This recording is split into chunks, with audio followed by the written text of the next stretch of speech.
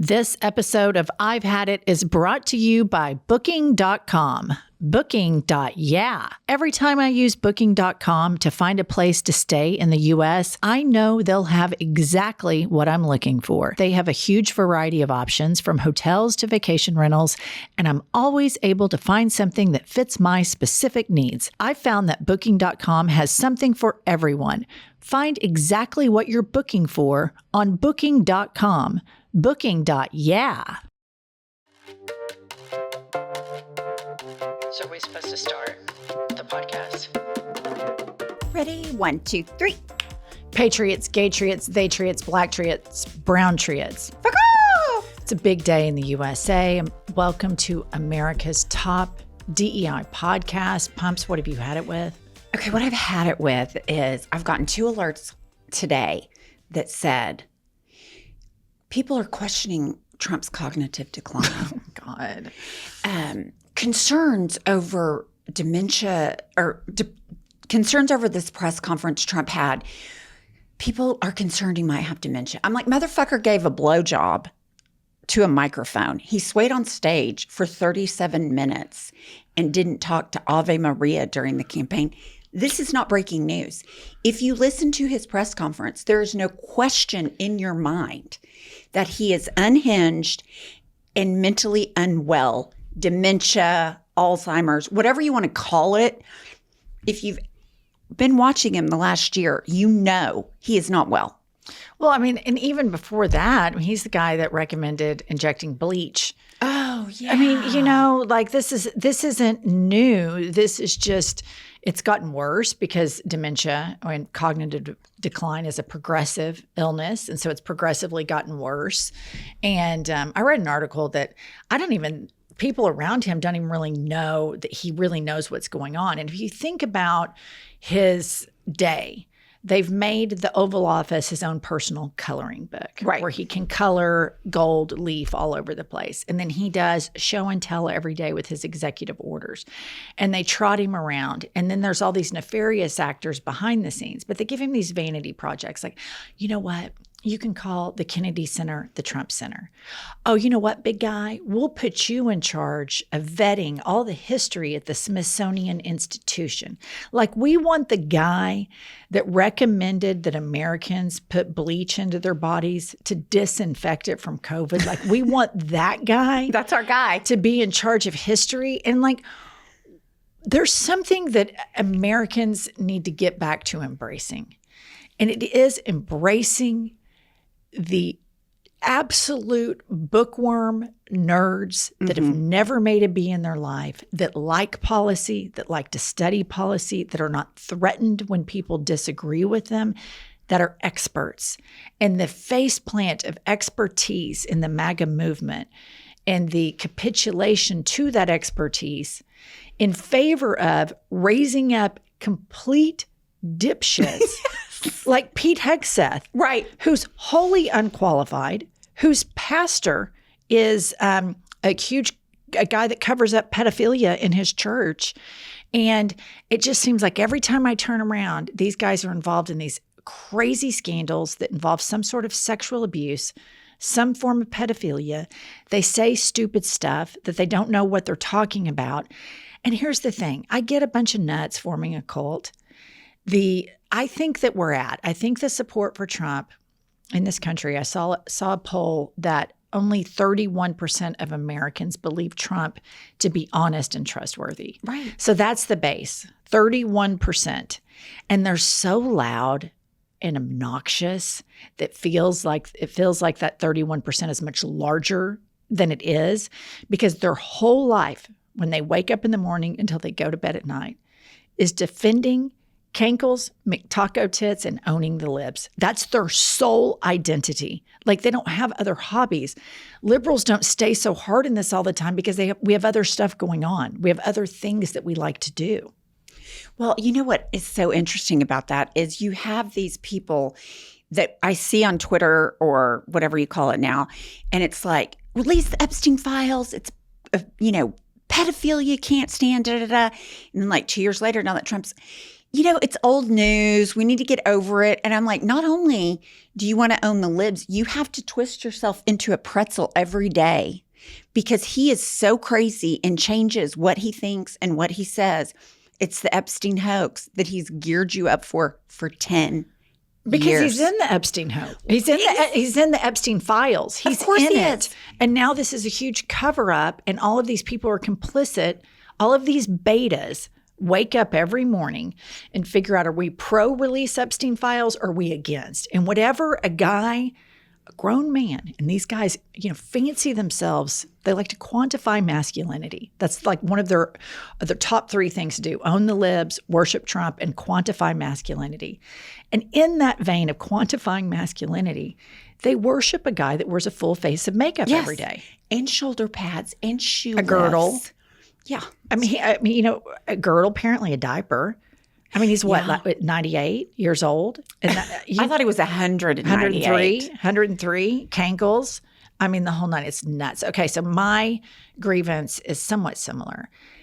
But I have had it with MAGA being so triggered by the First Amendment. Yeah.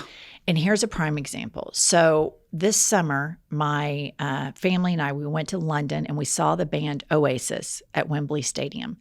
It was, they did like 5 nights there. We were there on the first night, 90,000 people, complete freedom. The band members on stage were shit talking because it's a democracy. People have that right in the UK. They have the right to freedom of expression. We used to have that. So I was reading the news, and the Oasis band members have been warned not to shit talk Trump when they do their U.S. swing into the United States of their tour. And that's just like, I'm sorry, but if you run for president and you choose to be in government, you choose to be a podcaster, you choose to put yourself on, in the public domain, people shit talk you. I mean, several days ago, Fox News did wall-to-wall coverage of me calling out all the racist triple Trumpers that like to go eat Mexican food. And they were just mortified by it. I'm not a victim of that. I said it on camera. I knew it was going to be out on the public domain. I'm a big girl. Come at me. But these guys are such titty babies. You're telling Oasis when they come over here that they can't shit talk Cankles, McTaco, Tits, but yet we're supposed to be, I'm for freedom. I'm for the Constitution. I like Trump. I triple Trumped. I'm going to go eat a Cracker Barrel just to own you, lib. Yeah. Okay. All right, big guy. Swing for the fences. I'm sorry about your cock. Sorry you have a teeny weeny peeny. But what are we doing? Telling musicians. What are we doing? People get to shit talk in democracies. That's freedom. You might not like what they say. I don't like a lot of the stuff that's said on the right wing. I simply don't listen to it. I've never been to a Toby Keith concert. I don't watch Chuck Norris on TV, if he's still on TV, because I'm just not into it. So don't go to the Oasis concert, but do not muzzle people's right to free speech. And then nobody is going to want to come to this country if they're going to be muzzled. And that doesn't even get me as to what's going on at the border right now with people being detained and people that, have tourists, a right to come over here to travel, to spend money here. They're shutting all of that down. Canada hates us. Mm-hmm. So to the 31%, the triple Trumpers, nobody likes us anymore because of you. Like, you're the reason we can't have nice things. Right. Here's the thing. The book banning. They're banning books. They're telling universities who can be their teachers. It's unbelievable that the right wing is so, we love free speech. We love democracy. They hate democracy. They hate it. Well, they're dismantling it. They're dismantling it every day. And every day, not every day, but a couple times a week, I think, what are the history books going to say about Trump, the enablers in Congress, and all the people that sat back and watched what happened? That they were shipping people to Alligator Alcatraz and they made fucking merch about it, degrading people, dehumanizing people.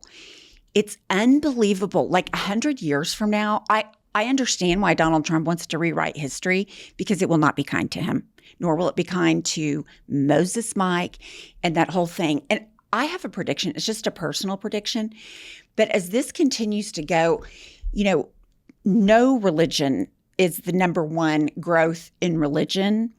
I really feel like there's going to be, after this, a real step away from it, even more because of the unity in lockstep with Trump, the MAGA movement, and evangelical Christians. I just can't imagine that all that he's doing would not affect people moving forward and staying in the church, generationally. I'm all for that, because I just think it's nuts that people are going to Iron Age thinking to guide their modern life. I mean, out of the 10 commandments, the first 4 of them are about protecting God's ego before we even get to not harming other people.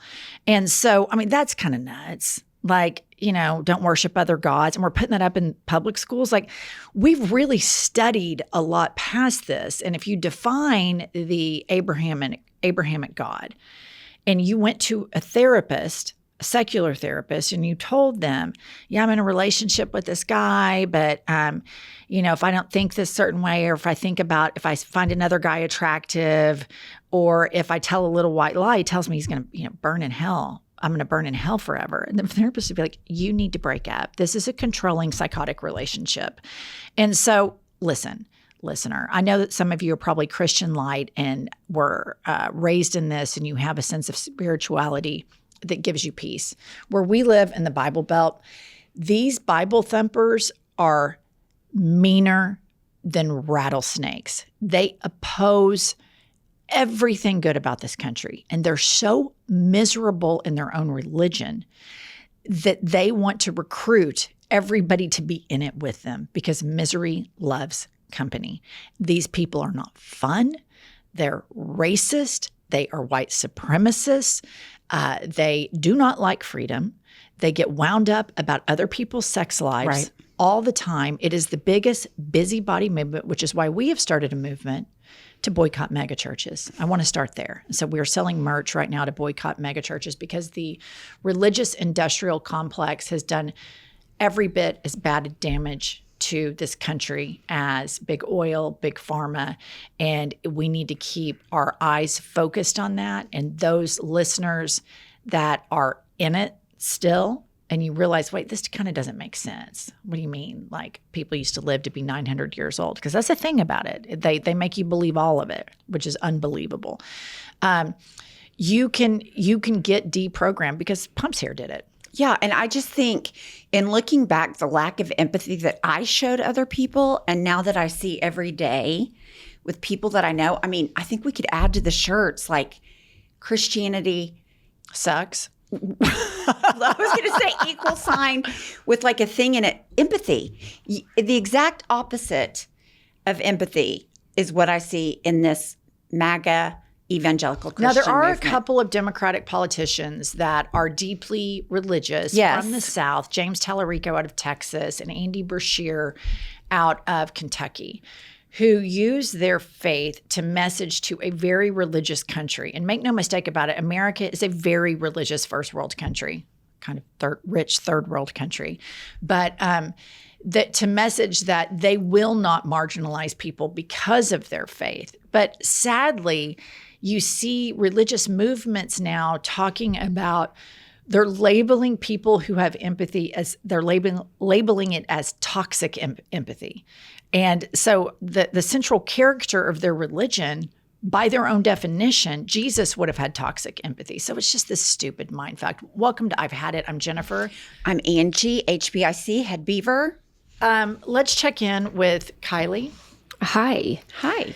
I've got a quick couple of reviews for you. Okay. This first one is 5 stars, titled Live from the Memory Unit. And Batman's sister writes, It warms my heart to see the elderly and infirmed provided with such wonderful opportunities for enrichment as this podcast. To the live-in nurse who provides these ladies with microphones and internet connection, you're truly a saint and are surely not being compensated enough. I hope when I reach their ripe ages that I am half as coherent as they are. Most admiringly, a rogue, straight, white, Gen Z male from the great state of Pennsylvania, Matt. Matt. What a great review. A straight white Gen Z. I mean, this is like our audience is a Big Tent audience. We are the Big Tent audience here, Yes. guys. And I always say it, but our listeners are smart and funny and witty. We don't have any MAGA listeners, I think there's a few hate listeners. but they can't follow it because it's got nuance, I think. But our listeners, you can bank on them being smart. Yeah. I've got a MAGA listener Oh, good. ready for you. 1 star, titled Hideous Cunts, spelled Khunts, who need to be deported. Typical left-wing garbage spouted by the most vile and hideous-looking women who have never worked a day in their life and have had everything given to them.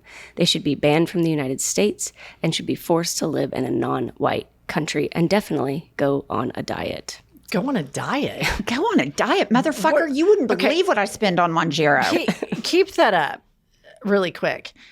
So he thinks we've never worked a day in our lives. And I have news for you, Voso. I've worked every day of my life, and everything that I have, I earned with my own money, 0 handouts, and I didn't have to give one blowjob for it. I own my house, I own my cars, I own this building that we're sitting in, all in my name because of my hard work. And so that is a typical thing that MAGA people think. They think that if you have empathy for other people, then you're supposed to be poor and suffering. That's what they relate it to. They can't imagine that a woman could make their own money and have their own autonomy and have their own agency and have their own bank account with 0 handouts. And I mean, I had very dark days where my financial situation was incredibly precarious, but I had too much pride to ask anybody for help. I hunkered down. I made sure my kids had everything they need, and I'm rich-ish now, but it's all my doing. It is 100% my doing. And the MAGA movement wants to prevent women from having this type of autonomy and agency. And I think that if women are left, not all men, because there's a lot of good ones like Matt, the aforementioned Gen Z listener, but there are a lot of men that use finances to control and abuse women. They absolutely do. And you see that in divorce all the time. Women stay because of money. They're not allowed to know how much is in the bank account, how much is earned. Now, granted, it takes 2 to tango. Why did you settle for that? Blah, blah, blah, blah. But financial abuse is real. And they want to take our right to vote away. They want to take us back to where women can't own homes or credit cards. And it's because of a guy like this that he knows that women can do it, and that's why he's so fucking triggered. This is a guy that in his spare time is finding he probably saw us on Fox News. Right. And in his spare time is going to hunt down the podcast to put a 1-star review. Like, number one, it doesn't hurt my feelings. But number 2, it is so pathetic that so many wake up every single day and their soul, like they live in this chat room comment section, keyboard warriors all day. Okay, listen up. We have a guest today. That we love. He is the first real fan of this podcast. He is a guest that Pumps shamelessly objectifies every time she sees him in person. He's super cute. And he is our friend. And he is a GQ model. He is a Twitch streamer, and he is the host of Fear and Podcast. And he's just one of our best friends. Let's welcome to I've Had It, Hasan Piker. Pumps and I need to share with everybody that we have written a book. It's called Life is a Lazy Susan of Shit Sandwiches. And believe it or not, Pumps and I have not always been so rock solid. And we talk about all of our trials, tribulations, most of all, our fuck-ups. Yes, because fuck-ups are relatable and a part of the human experience. I have gotten so much feedback regarding the book that because of my situation with the religion and addiction and all that people relate to that. So I do think there's something to take away that's comforting about it, because we've all been in very difficult situations. And listener, what we want you to do, this is the it book for summer reading. So please get your copy of Life is a Lazy Susan of Shit Sandwiches and take a picture of yourself with the book in really great places and tag at I've Had It podcast, and we will share your images with our summer it book. You can buy it in bookstores. You can buy it in the link in our bio. You can buy it at Target, Walmart, Amazon, etc. All the retailers. Happy reading and happy summer. This episode of I've Had It is brought to you by Booking.com. Booking.YEAH. From vacation rentals to hotels across the U.S., Booking.com has the ideal summer stay for absolutely anyone, even those who might seem impossible to please. Whether you're booking for yourself, your partner, your picky teens, or your sleep light early rise mom, you can find exactly what you're booking for on Booking.com. I personally just booked a trip for my sons and I to go to New York City, and I found the perfect hotel in the perfect location, and we were able to tackle the city with enthusiasm and convenience, and I just absolutely love this site. If our family can find their perfect stay on Booking.com, anyone can. Find exactly what you're booking for. Booking.com. Booking.YEAH. Book today on the site or in the app. Listener, have you ever sat around and thought about like all these chemicals that we clean with, and then like your pets absorbing these chemicals, or you absorbing them, or your children absorbing them? That's why I'm telling you, you don't have to think about any of that stuff anymore, because I want to introduce you to the Branch Basics Ultimate Starter Kit, your all-in-one solution for creating a healthier, human-safe home. What I love about the Ultimate Starter Kit, it replaces all of these household cleaning supplies with one concentrate. I can do my bathrooms, my laundry, dish soap, and I can even clean my makeup brushes with it. Listener, are you ready to clean up your home and your health? Head to branchbasics.com to shop their premium starter kit and save 15% off with the code HADIT at branchbasics.com. That's 15% off your new Branch Basics premium starter kit at branchbasics.com with promo code HADIT. Make the change today, because you and your family deserve better. This ad is brought to you by Vive Healthcare, the makers of Apertude, Cabotegravir. You never skip your SPF, and you carry hand sanitizer like an accessory, but what are you doing for HIV prevention? One way to help protect yourself from HIV is Apertude, a prescription medicine used to reduce the risk of getting HIV in adults and adolescents weighing at least 77 pounds. You must be HIV negative to receive Apertude and get tested before each injection. If you think you were exposed to HIV or have flu-like symptoms, tell your doctor right away. More HIV testing may be needed. Apertude does not prevent other sexually transmitted infections. Practice safer sex to reduce your risk. Get Apertude as scheduled. Missing doses increases your HIV risk. Don't take Apertude if allergic to it or taking certain medicines that may interact. Tell your doctor about your medical conditions, liver problems, and mental health. Serious side effects include allergic reactions or rash, liver problems, and depression. If these occur, get medical help right away.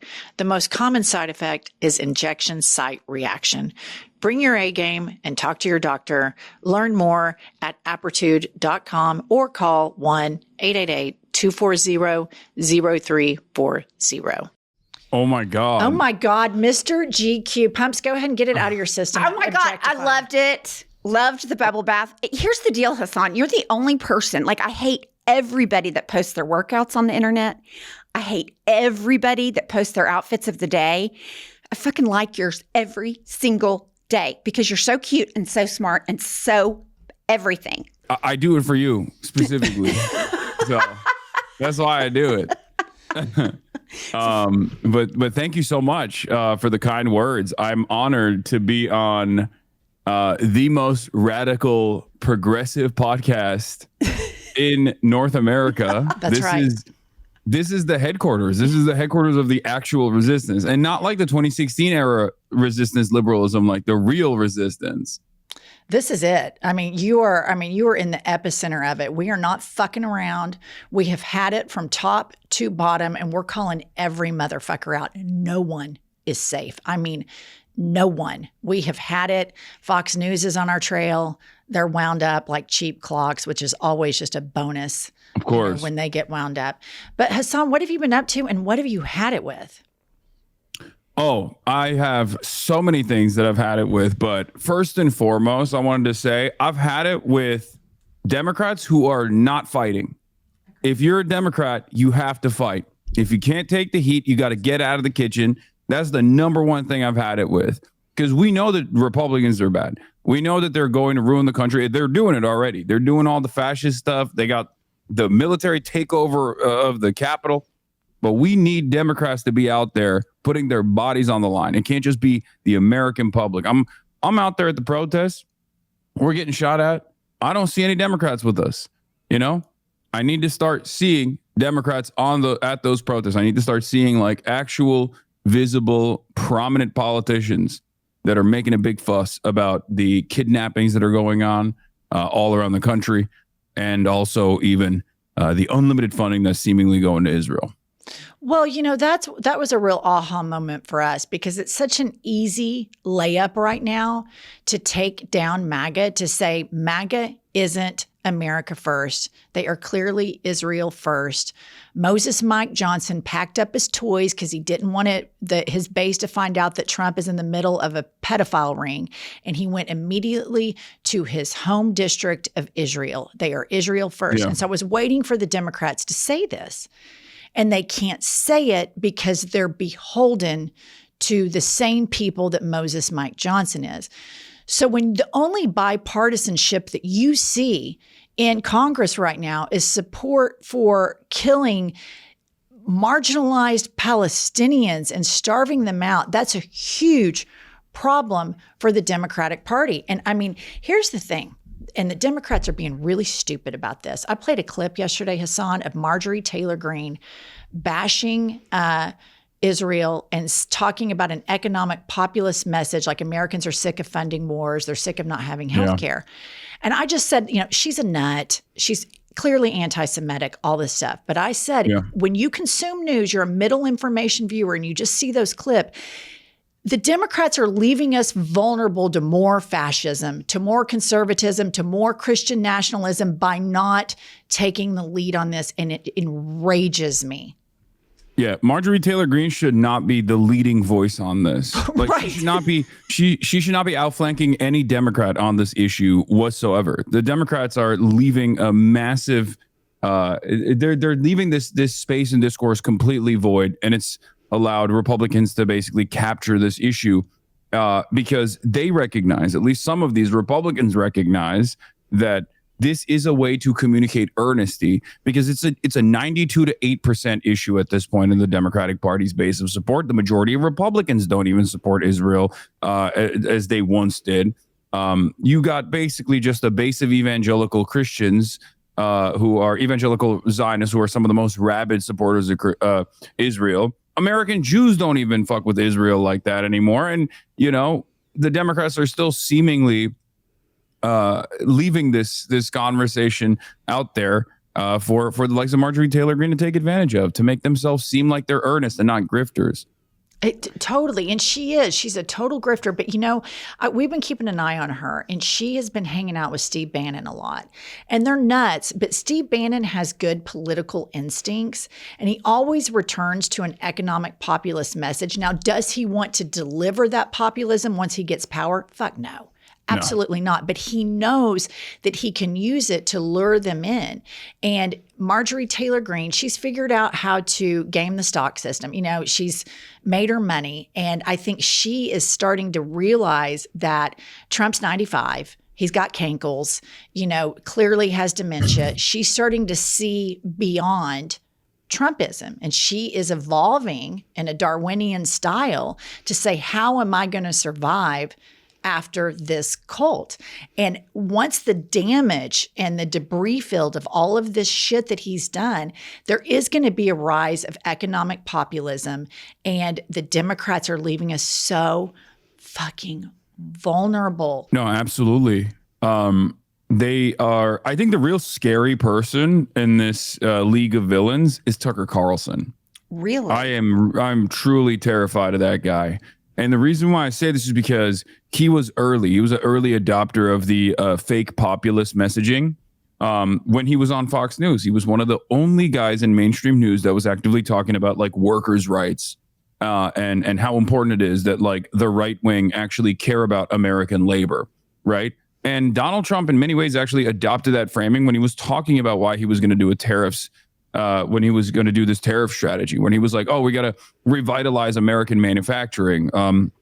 These kinds of like anti-NAFTA positioning, all of this is actually trade protectionism. It's technically supposed to be like a left wing economic message. Now, of course, the way that Trump has implemented it is ridiculous and has been disastrous, but I think a lot of that actually stems from not only Steve Bannon, like you correctly identified, but also even someone like Tucker Carlson. And I truly am worried about what kind of damage he would do if he was actually in charge, if he actually ran for president.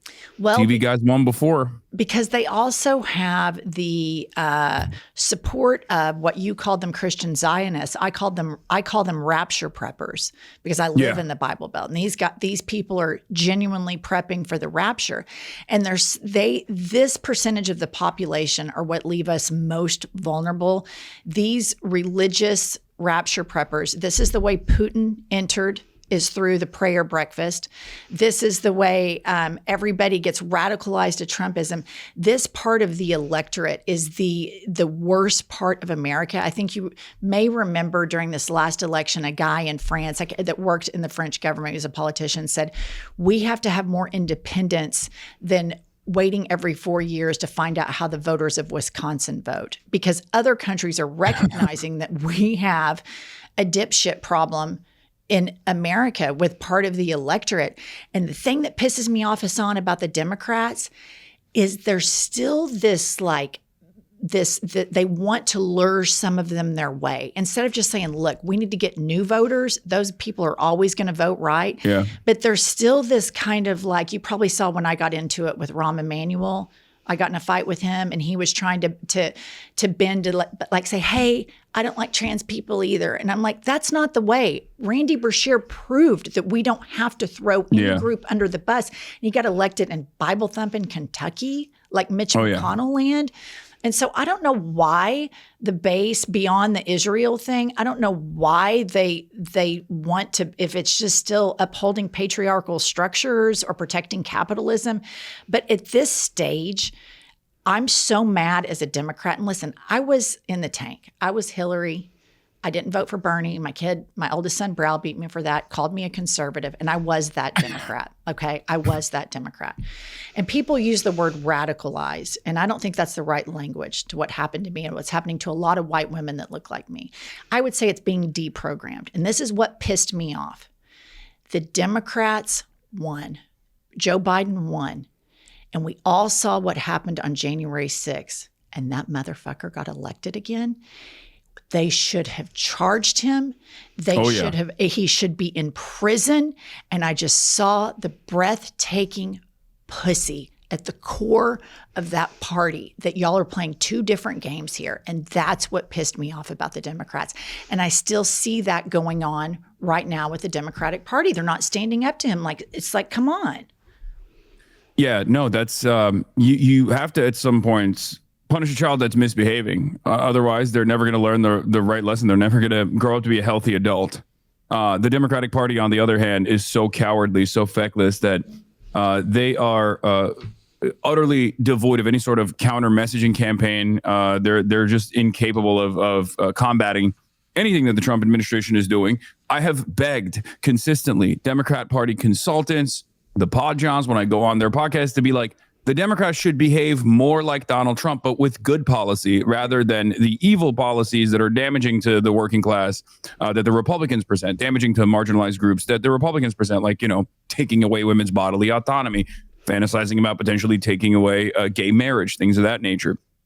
The Democrats should do Trump-style politics, but with good policy instead.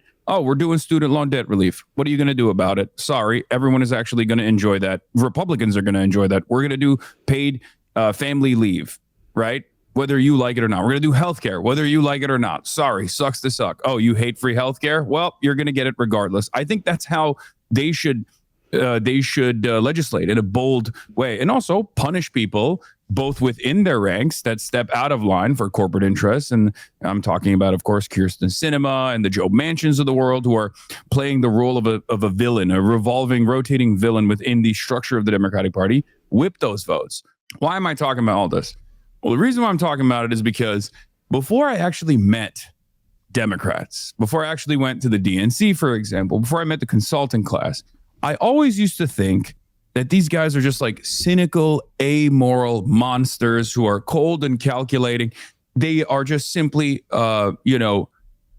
actively behaving as the controlled opposition party. That they know that they have a role to play here in the grand scheme, but American politics is a duopoly, but it's actually uniparty when it comes to a lot of stuff like Israel and foreign policy and even tax cuts and deregulations. And their role is to broadly just stand aside and allow the Republicans to dominate and shift the Overton window further and further to the right.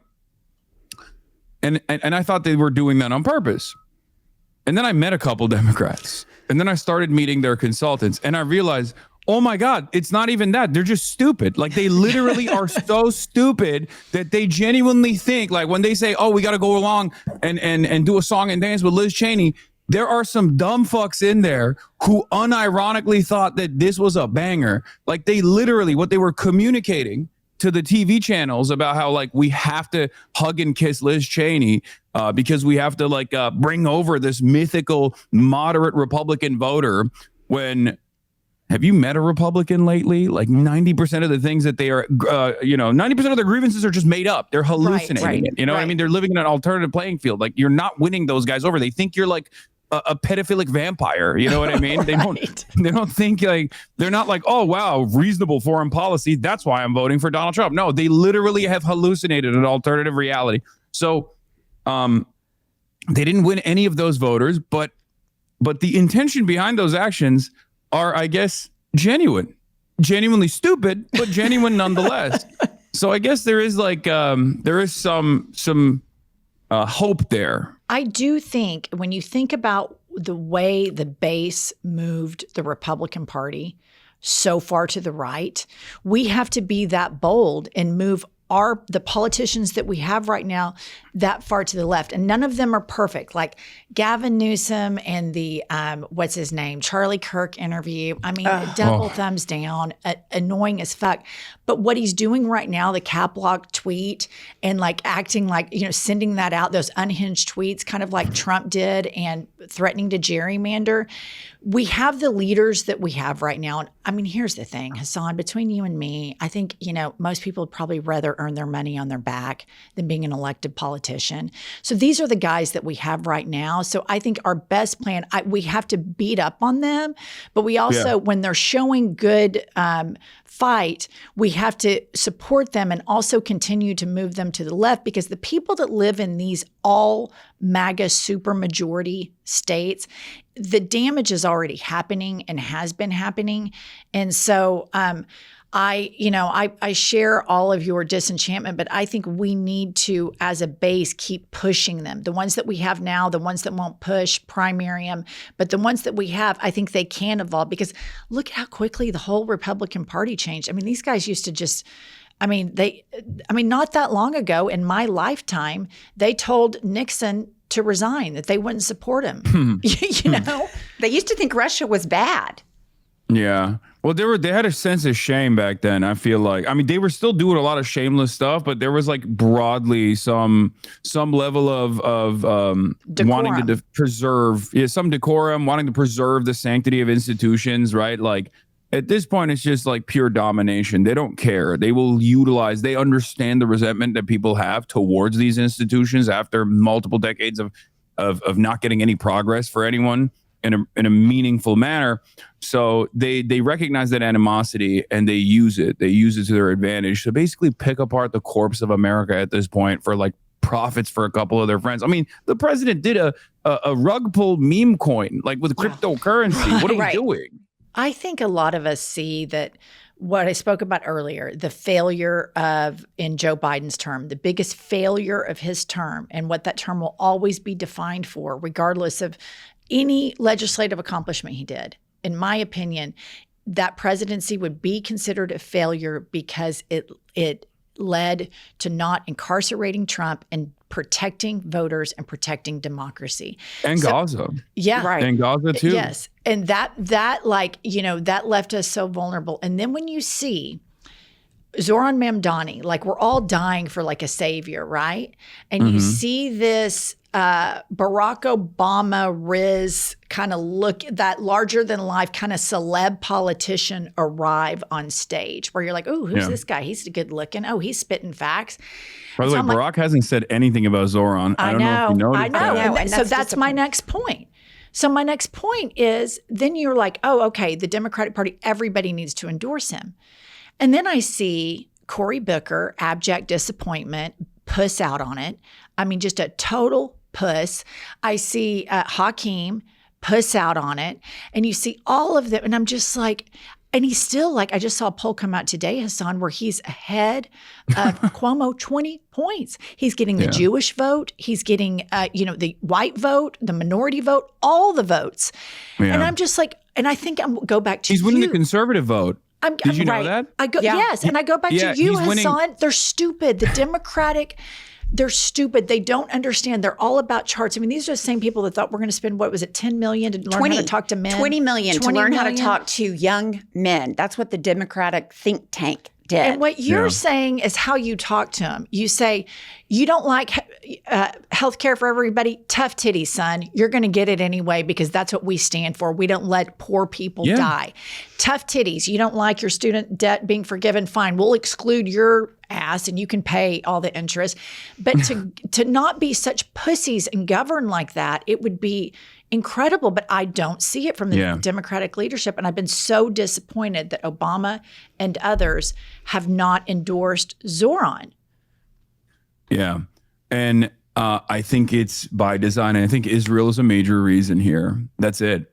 Because for Zoran, within the limited confines of the New York mayoral race, within the limited powers that he has as New York mayor, he looked at that problem. He went to the voters. He said, what do you care about? They said, we want better public transit. We want affordable housing. He said, bet, I'm going to give that to you. And he ran with those policies. And he was uncompromising in his worldview. And he got rewarded for it. People thought, and I think there are still a lot of Democratic consultants that try to claim that Israel is a third rail that you can't touch, that you can't actually criticize Israel. Otherwise, everyone will call you anti-Semitic, and then your career is over. You'll never be able to get AIPAC money ever again. Oh no! And it turns out the voters rewarded Zoran for that. There were so many people. There were so many right wingers that saw that famous like four of the candidates getting asked, like, where would you go after you win the mayoral race? And they're like, I'm going to the Holy Land. I'm going to Israel. I'm going to Israel a 10th time. I'm going to Israel a 4th time. And then Zoran's like, I'm the mayor of New York. Like, I'm staying in New York. And they were like, do you hate Israel? Why wouldn't you go to Israel? And that actually helped them so much. And this is something that I've been trying to tell politicians. Obviously, there are politicians that I'm friends with and friendly with and talk to with regular frequency, but they already know this. We need to stop treating voters like they're incredibly stupid. Agreed. I think like we can be honest with voters. We can tell them like, this stuff sucks. I mean, you're seeing the dead children. Nobody likes that. Right. Why are we giving money to Israel to do that? It's illegal under American law, even before the genocide. Because that's a word that even Bernie Sanders sometimes is too afraid to call out openly, which, pains me because I love Bernie. But even before that, it's war crimes. It's illegal. Right. Like Israel has absolutely done war crimes. It's unquestionable. Israel's doing a genocide. That's also unquestionable. But even if you don't want to say that, Israel is doing a litany of war crimes. It is illegal for America to give weapons to a country that is doing war crimes. For the ethnocentric American voter, you can take the big message that you just took, the right moral message, to a deep thinker who wants to absorb that and understand the human rights issues and violations pertaining to it. But to the selfish, me, capitalist, I'm so important American, these Democrats have to take the message that you, and it's not as pure as maybe the leftists want, but it's effective. And they have to take a message that says, you don't have health care, but everybody in Israel does. Yep. You can't access a college and without massive debt, but everybody in Israel can. Oh, and by the way, all those kids that you're seeing dead that Miss Rachel, the YouTuber, is showing you, you're paying for that, and our politicians go ahead and autograph the bombs before they send them over. That kind of language with flyover rural people fighting, and which brings me to something I wanted to talk to you about. So Zoran has been one, I'm like, okay, this is great messaging. But somebody who I thought kind of came out of hiding that I thought was kind of a good messenger that I enjoyed recently was Hunter Biden. I mean, I've always thought he's a very telegenic individual. I've always had a fondness to Hunter Biden for his proclivity towards crack cocaine, the incredible stories that come out of his life as far as strippers falling in love with him, and he's advocating for prostitutes to unionize and stuff like that. There's so many different stories like that, and he's just been a very charismatic fail son. Everything that the Trump children never could be. Right. Handsome. He's got a big penis. And also and very charismatic. Now, do I think Hunter Biden should be the guy that's running for office? No, I don't think so. But there are real people out there. I think with respect to what you said about rural voters and middle America voters and an environment that is ripe to capture. You're absolutely right with the way that we could be communicating this message. It's why is the Texas governor saying it is anti-Semitic for towns in Texas to want to take back $4 million in tax revenue that they're sending to Israel so they can spend it on infrastructure hardening so that when the inevitable floods and chaos that unfolds with natural disasters happens, they are better protected. They can protect their constituents better. Why is the Trump administration saying, oh, if you want FEMA dollars, you literally have to sign a loyalty pledge to Israel? That's insane. That's not America first at all. What are we talking about? What about Sarah Huckabee Sanders' tweet where she's talking about the Arkansas Israel connection? Did you see this? Yes. It was fucking crazy. Yeah. It was just, those are the evangelical nuts. No, those are the rapture preppers. Yeah. Yeah. There are a lot of them, right? But there are so many more people that look at that and I think you go, oh, that's weird and gross. Here's the thing that politicians need to know, because we live around rapture preppers. They're also anti-Semitic at the same time. The Jew jokes are constant and nonstop in WASP environments. And yes, they will say we're Israel first, but all of the tropes about, oh, I'm going to Jew him down. I've heard that in my entire life. From rapture preppers, and they are the most anti-Semitic people I know. So that is just an insane way to capture support. But again, these are the people that leave us prey. These are the people that the Israeli government is able to manipulate for support. And these are the same people that Vladimir Putin enters into manipulating through the prayer breakfasts. I do find that really interesting. The Putin stuff is so strange to me because these guys hated Russia for years and years, even after the USSR fell, right? And then almost overnight, they I went into a couple Telegram groups or a couple Facebook groups, and now they're oh no, actually, Vladimir Putin is invading Ukraine to stop trans people. And you're what? How did you arrive at this? How were you so easily duped? How can you be so easily convinced by a couple tweaks in the algorithm? In a somewhat sophisticated influence peddling operation, but it does shock me that they that something that I thought was world defining for a lot of conservatives, especially. You're supposed to expect the liberals to be like, oh no, Russia are our friends. They're a foreign country, but like, let's not fight them.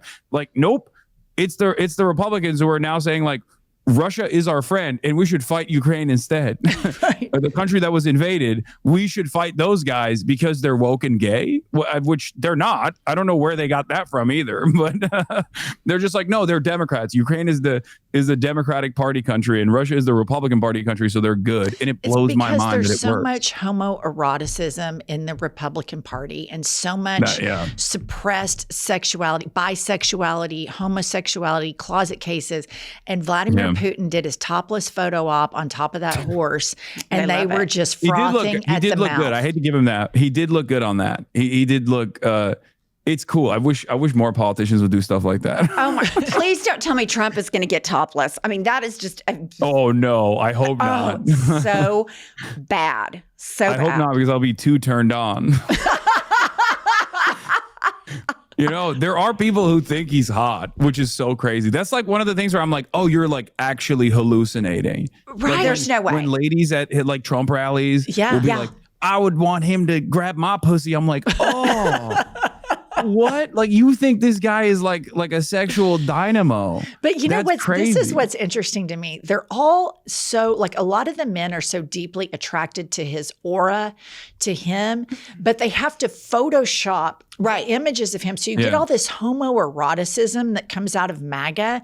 Like to me, MAGA is the most homoerotic movement. It's more gay than Pride Month because it's just they talk about genitals, they're talking about sex, bathrooms. It's just unbelievable. Yeah, they're obsessed. Yeah, there is definitely like an unhealthy sexual pathology associated. Like when they were talking about Trump as daddy, Tucker Carlson went on. I don't know if you ever saw that video where he's like, Trump is daddy and daddy's home. And I was like, dude, you're a grown ass man. What are you saying right now? Like, and I don't know where that stems from. And I think there's like a lot of repression. And then there's a lot of like straightforward homophobia, queerphobia, things of that nature, of course, like just like pure bigotry. And you can kind of tell, like you can tell who's the Lindsey Graham in the situation and who's just like a straightforward bigot and not even like repressed. Let's identify those. Okay. Moses Mike Johnson, is he a straightforward bigot, or would you say he's the Lindsey Graham? No, I don't think he's a closeted gay man, even though I have heard people make this inference.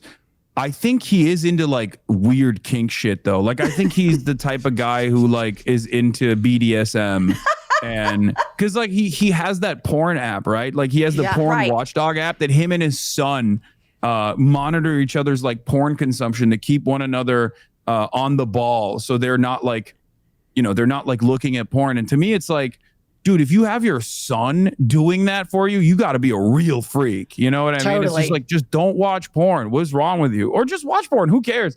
Like, but like you got your son involved in this. Like that's crazy. And then why do we know this? Because he volunteered this information. Right. How crazy is that? He told us. You're a real freak. With a camera rolling. Okay, what about JD Vance? Ooh, JD Vance is the interesting one. I think he's just too... I think JD Vance is I mean, he's a straight guy, but he's gay for pay. You know what I mean? Like he will do it. Like he will do it as long as there's like a higher office that he can reach, because he is like a real he's one of those like real sociopathic brown nosers. Like he knows Trump sucks. You've but it seen his doesn't drag matter. photos, right? Where he has the wig on. Well, he was in the like, Navy. You know, or no, he's he was like Marine. posed up. Yeah, I always tell Pumps, I just envision that he gets home from work and he's like, "Hi, Usha," and he's like, tells the kids, "Daddy's got to have time in the bathroom." And I picture him, that scene from Silence of the Lambs where the serial killer is like putting on makeup and tucking his penis under and like dancing. I picture JD Vance doing something that dark after work. I don't know. I don't, like I said, I think he's just more so, I peg him as a straight man, but he's definitely experimented. I mean, he was in the Marines, like those guys get down, they do wild stuff. It's not even until recently, it wasn't even an issue. Donald Trump is doing drag alongside Rudy Giuliani. Like that is that's real footage that exists out there. Rudolph Giuliani, America's mayor, is in full drag, and Donald Trump is like fondling his breasts and like smelling his breasts and motorboating. Rudy Giuliani's like fake titties. It's crazy. That's a real thing that exists. But now they're like, oh, how dare you do drag? You must be a pedophile. Meanwhile, you got that Utah congressperson, state congressperson being like, who automatically is like, oh, if you're queer, you're a pedophile. Ridiculous, insane, hateful fucking statements. And then you have his immediate family member that was a literal pedophile that did statutory rape. He's like, well, that guy's good. We should change the law specifically for my immediate relative. This episode of I've Had It is brought to you by Progressive Insurance. Do you ever find yourself playing the budgeting game, shifting a little money here, a little there, and just hoping it all works out? Well, with the Name Your Price tool from Progressive, you can be a better budgeter and potentially lower your insurance bill too. You tell Progressive what you want to pay for car insurance, and they'll help you find options within your budget. Try it today at progressive.com. Progressive Casualty Insurance and Affiliates. Price and coverage match limited by state law, not available in all states. Listener, when Pumps and I started this podcast, I mean, that was a miracle enough in itself. But to figure out all of the filming schedule, the logos, the social media, the online store, it was super duper overwhelming. And then we discovered Shopify. And listener, Shopify is the commerce platform behind millions of businesses around the world and 10% of all e-commerce in the United States, from household names like Mattel and Gymshark to brands just getting started like I've Had It podcast. What I love about Shopify is you can get the word out like you have an actual marketing team behind you. Easily create an email, social media campaigns wherever your customers are scrolling or strolling. Listener, if you're ready to sell, you're ready for Shopify. Turn your big business idea into with Shopify on your side. Sign up for $1 per month trial and start selling today at shopify.com/hadit. Go to shopify.com/hadit, shopify.com/hadit. All right, listeners, summer's here and we're all chasing something. I'll tell you what I'm chasing is a better forehand. You all know I think I'm really good at tennis, and my tennis merch and swag that I wear directly impacts my game. That's why I cannot share enough with you how much I love Bombas socks. Seriously, they are so fantastic. They wick the sweat. They help keep my feet cool. They fight blisters, and they make specialized pairs for hiking, tennis, golf, you name it. Bombas is simply head to toe comfort. Plus, the best thing of all, they don't just feel good. Bombas actually does good. And this makes me feel so good about purchasing their products. One purchase equals one donated item to someone who needs it. And I think that's just really neat. Listener, head over to bombas.com and use the code HADIT for 20% off your first purchase. That's BOMBAS.com, code HADIT at checkout. Bombas.com, and be sure to use the code HADIT. Okay, Hasan, let's play Had It or Hit It. Do you remember? Yes. Oh my God. Welcome to Had It or Hit It. I would hit it. Had it. Had it. I hit it every day, sometimes twice a day. All right, Had It or Hit It, the anti-woke movement. Oh, I've had it. Nobody likes cancel culture. Everybody is annoyed by it, right? But nowadays, I think I would rather have the most annoying liberals constantly yelling at me for something that I've said that they have like misconstrued as problematic than seeing another like 65-year-old hedge fund manager say the R word because they think it's based and cool. This backlash towards woke has gotten so out of control that it's got someone like myself who is known for, saying things that maybe some people don't appreciate, getting out of line every now and then, and even getting quote unquote canceled every now and then. begging for woke to come back. I'm saying like, bring woke back. I'll get canceled. We should all get canceled. It's so much better than like, you know, whatever these freaks are doing over at Twitter where they're just like talking about Adolf Hitler in like positive ways. I'm like, no, you should be canceled. There are certain social stigmas that we need to bring back. Like we need to use shame as a tool against this seemingly unstoppable force of shameless behavior. That's what Pumps talks about, the shame all the time. I say it all the time. Like, these people have no shame. They should be publicly shamed, but they don't feel it. They don't realize how absolutely, I mean, it's like, I've never in my life seen people that have no shame. None. Yeah. No, it's incredible. They wear it as a badge of honor. They almost wear that like backlash as a mark of courage, where they're like, yeah, I must be doing something right because I'm really pissing people off. And it's like a spoiled child. Like, oh, I shit in my diapers and now you have to smell it. And haha, I did this deliberately. It's like, well, okay, you're sitting in your own shit now. Like, you're a grown ass adult sitting in your own shit. What do you mean? You're not owning anybody but yourself in this situation, buddy. And we need to like remind people of that, because for, you know, all of my disagreements with Tim Walz, I think like one of the things that he did very well in the early stages of the campaign, and that immediately was backpocketed, was like calling the Republicans weird, like saying that they're weirdos. They're fun like to bully obsession. Conservatives. We need to make that. They need to be bullied. They bully us all the time. And I think we need to normalize bullying MAGA and bullying the shit out of them, because it's just, you know, and I agree. And then if by bullying them we get canceled, then okay, we'll check ourselves and get out of cancel jail at a later date. But until then, we have to have all hands on deck. Okay, Hasan, had it or hit it, thirst traps. Ooh, this is gonna hit me hard. I mean, hit it, of course. I can't say this right after that GQ article that just came out. Oh, isn't he cute? Daddy, you look great. Speak of daddy, right there. Oh, it's embarrassing. You have to. You look great. You have to say hit it. Oh, you know, Pumps has a huge crush on you. He knows that. He knows that. I'm old enough to be his grandmother, but he knows that. Not grandmother. No, maybe sister. Yeah. Hasan's so sweet. He's charming too. Okay. Smart, charming, Hasan, all the things. Had it or hit it, a J.D. Vance coup. Oh my God. No, I think that would also be devastating. So I've had it. But don't you think that he's plotting? Like, he keeps. Oh, for sure. I think he's plotting. There's no question about it. Yeah.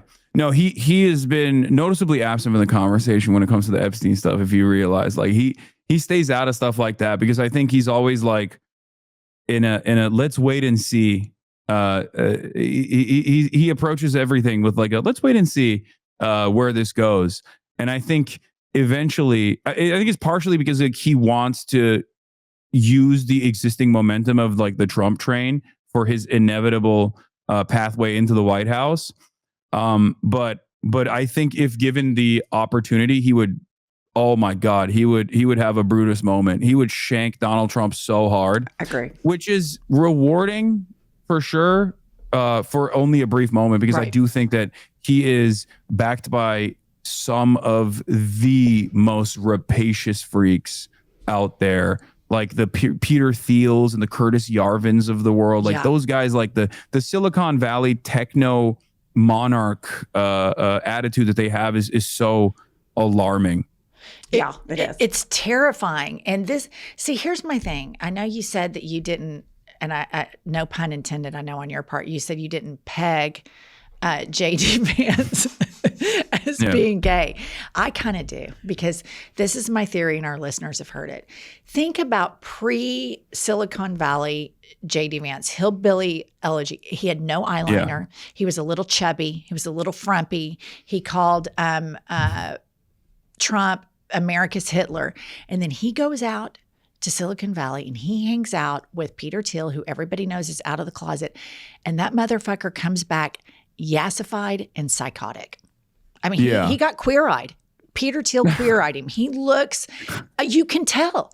JD I think he's just a robot. Like I do legitimately think like he'll play any role necessary. Fair.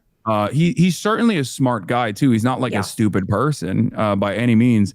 But I also think He's too invested in like being cool. Right. Like, this is a known secret, and I'm surprised that more people haven't brought this up. But like, JD Vance is in like some very questionable chat groups on Twitter with like teenagers. What? Talking to like, yeah, he's talking to like Twitter. He follows a bunch of white supremacist accounts on Twitter, and like some of those guys were teens when JD Vance was in the chat groups with them. Like, he's gone on ridiculous podcasts. Like even more ridiculous than like Donald Trump going on Alex Jones, right? Because Alex Jones is still like a mainstream figure. Like, he'll go on like super random Peter Thiel backed podcasts, and that's where a lot of the stuff about him like treating women as like brood mares came from. Because he would just like go on those podcasts and be like, yeah, women should just stay at home and you know, and keep breeding so that like the American destiny can unfold, right? Like stuff like that he was saying at those podcasts because he thought that was like the meta, that he thought that was the cool thing to say in those groups. So he plays every side of the field, and he will pick whatever movement will back him at the end, and I think it's going to be like the Peter Thiels of the world. But as far as like his sexual proclivity, his activities goes, I think, like I said, at most JD Vance will be gay for pay. If it's an opportunity for him to like for career advancement, he'll do it for sure. Do you think that, okay, let's just, one final thing and then we'll let you go. I want to run a hypothetical case. All right. Trump's Cankles cause blood clot, drops dead. Oh my God. JD Vance is sworn in. The MAGA base. Okay. First of all, there would be, conspiracy theories, all this stuff.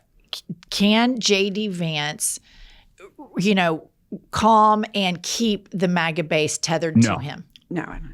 I agree. No, I don't think anyone can. I think we see this with like charismatic strongmen. Their second in command or whoever like the continuation of the movement is never ends up winning over the entire base. I mean, look at Chavez versus Maduro. It's just like it's a similar example where Donald Trump that's why I call him like white man's Barack Obama. Like, Donald Trump is a uniquely charismatic figure that speaks to the frequency of white supremacists in a way that no one has ever been able to do and no one will ever be able to do. You will never have another zesty New York billionaire real estate developer who loves Broadway musicals. Go to West Virginia and talk about how Graydon Carter is a sissy and Vanity Fair parties are no longer hot. And you got like, former coal miners sitting there and be like, yeah, Graydon Carter is a pussy, Mr. President. Like, you don't know who that is. Right. What are you talking about? Why do you care about this? And that speaks to Trump's cult-like figure, his cult-like figurehead status, and how he's been able to keep these guys captivated. And part of that is because of the policies that he correctly is able to get people to pay attention to, the villains that he has presented. But a big part of that is his telegenic nature. And I don't think JD Vance is too much of a nerd. He was he was intensely disliked in the campaign. He was actually seen as a burden to Donald Trump. And we forget that. Why was he seen as a burden? Because he's the guy who is supposed to be Trump's attack dog for liberal media. He can speak the language of liberals, but I think a lot of Republicans, especially in the MAGA base, don't want that. It just comes across as like fake. It comes across as phony. I always say like Pete Buttigieg and JD Vance are the type of people that middle America knows very well. When those guys come into your town, layoffs are about to happen. The McKinsey consultant types. They come in with a smile on their face, and then you lose your job because they had to eliminate redundancy. So people are very aware of who JD Vance is, I think, and therefore I don't believe that he'll be able to whip up the same base of support, because it's not just about being able to put on a show, putting on the vest and maybe the snakeskin boots and just being like, I'm a real American, or look at how racist I can get. Like, there is Donald Trump has been able to hit that frequency so perfectly without compromising. And he was able to communicate earnesty to some of the worst people on the planet. Yeah. Yeah, That's true. He was. All right, Hasan, we love you. You know, you were our first famous podcast fan ever. That's crazy. Yeah, Well, you guys have been killing it. I see the clips all the time. And I love when people that don't know who you guys are will be like, wow, look at these like liberal wine moms saying crazy stuff. I'm like, no, they've been there. They know. They've been at this fight for a minute now, you know, but I don't let them know because I feel like that's a part of the marketing, right? Yeah. Where it's like we learn when they first encounter you, at first like, they wow. Google where were gin and pumps on January 6th, Right. You know, before they spend any time. Did they work at Fox They News? look kind of Fox, you know, I'm kind of getting Fox News vibes. It's a whole part of the, you know, of our spell that we're casting on white women across the country. But we're doing it together, right? Yes. Like I got the bro types who would normally be captivated by the manosphere.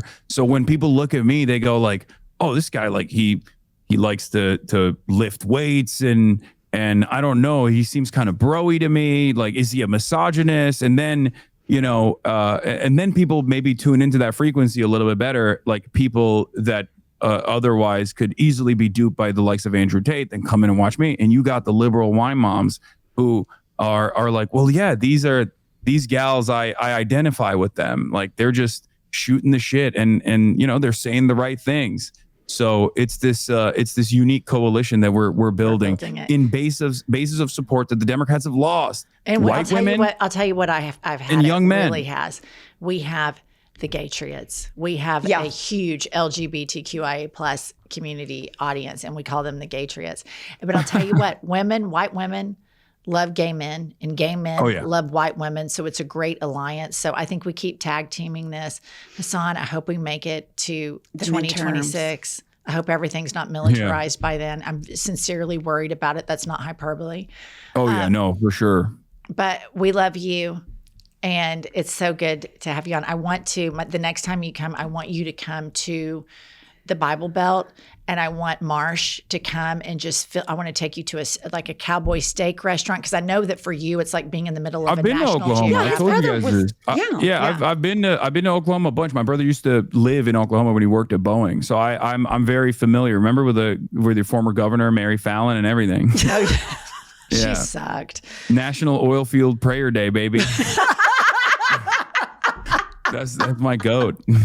My goat. All right, Hasan, bye. We love you. Bye. Thanks, Hasan. Love you guys. Keep up the great work. Bye. Okay, bye. I mean, he's so smart. He's deeply attractive. He's so smart. He's so deeply attractive. He's so well-spoken. I'm just looking at him the whole time thinking, you're like the full fucking package, dude. Let me tell you what I like about Hasan is he's not one of these titty baby liberals that's monitoring and correcting people all the time. He's fuck you liberal. And he's open to saying, hey, sometimes I mouth off and I might say the wrong thing.